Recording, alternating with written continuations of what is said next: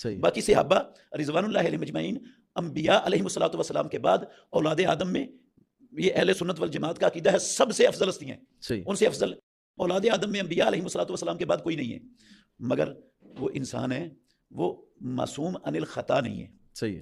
ان سے غلطیاں ہو سکتی ہیں، وہ ٹھیک ہے، معصوم عن الخطا ہونے کے باوجود اللہ نے ان کی غلطیوں کو معاف کر دیا ہوا ہے. اللہ نے ان پر رضامندی کا سرٹیفکیٹ دے دیا ہے، ان کو پکے سچے مومن قرار دے دیا ہوا ہے. صحیح.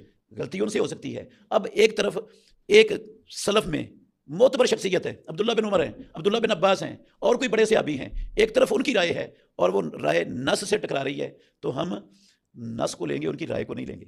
صحابہ رضوان اللہ مجمعین کا طریقہ کیا تھا؟ یہ عبداللہ بن عمر رضی اللہ عنہما کا وہ واقعہ مشہور ہے، سب جانتے ہیں کہ شامی شخص نے پوچھا حج تمتع کے بارے میں کیا خیال ہے عبداللہ بن عمر سے. انہوں نے کہا رسول اللہ صلی اللہ علیہ وسلم نے کیا ہے، کرنے کا حکم دیا آپ نے، حج تمتع سنت ہے. اس نے کہا تیرا باپ عمر بن خطاب وہ تو منع کرتا ہے. تو عبداللہ بن عمر کہتے ہیں امر ابی یتبع امر رسول اللہ. یہ جو ہمارے سلفی ہونے کے دعوے دار بھائی ہیں ان کو غور کرنا چاہیے کہ نص موجود ہے اور نص کے مقابلے میں فاروق اعظم رضی اللہ عنہ کا فیصلہ موجود ہے، حکم موجود ہے، تو ان کے بیٹے نے نص کو چھوڑ کر فاروق اعظم کے فیصلے کو نہیں لیا. میں سمجھ گیا. اچھا، اب اس طرح بے شمار مثالیں ہیں. عبداللہ بن مسعود رضی اللہ عنہ وہ جب رکوع جاتے تھے نا تو اس طرح ہاتھوں میں ہاتھ ڈال کر اپنی رانوں کے درمیان دونوں ہاتھ رکھ لیتے تھے، گھٹنوں پر ہاتھ رکھ کر رکوع نہیں کرتے تھے. اچھا صحیح. تو آخر دم تک ایسے ہی کرتے رہے. ان کے قریب کوئی بندہ نماز پڑھ رہا ہوتا نا، اس کے ہاتھ گھٹنوں پر ہوتے، وہ نماز میں اس کے ہاتھ پر مکی مارتے کہ آپ بھی ایسے کرو، آپ بھی ایسے کر کے ادھر رکھو ہاتھ. اب یہ صحابی کا عمل ہے، اور صحابی بھی کوئی معمولی صحابی نہیں ہے.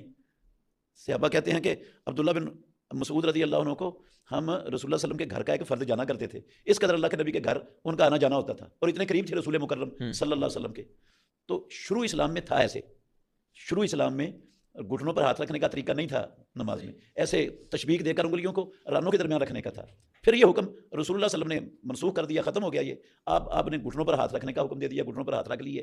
عبداللہ بن مسعود رضی اللہ عنہ کو یقینی طور پر اس کا علم نہیں ہو سکا، یا ان کو نہیں یہ بات سمجھ آ سکی، ان تک نہیں پہنچی ایسے ذرائع سے جن پر ان کو پختہ یقین اور اعتماد ہوتا، تو انہوں نے وہ نہیں چھوڑا، آخر دم تک نہیں چھوڑا، اور دوسروں کو وہ روکتے رہے سنت پر عمل کرنے سے.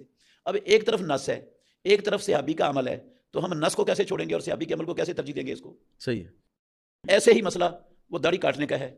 عبداللہ بن عمر رضی اللہ عنہما کو جو پیش کرتے ہیں ہمارے کئی اہل علم، سب سے بڑی دلیل یہ ہے کہ وہ حج عمرے کے موقع پر داڑھی کو کاٹ لیا کرتے تھے مٹھی کے بعد. وہ کہتے ہیں مٹھی کے بعد کاٹ لینی چاہیے. بڑے بڑے اہل علم کو بھی یہاں پر جو ہے نا وہ غلطی لگی ہے یقینی طور پر.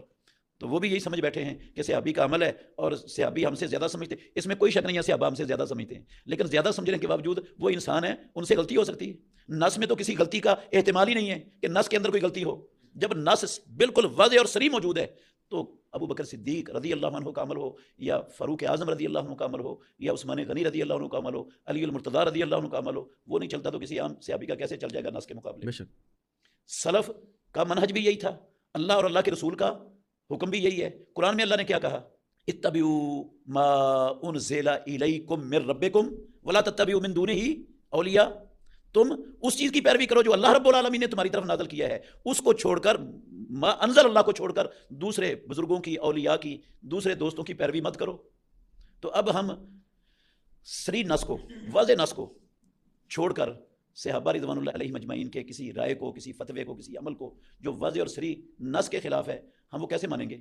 وہ تو ولا تتبعوا من دونہ اولیاء بن جائے گا، جسے اللہ رب العالمین نے روکا ہے.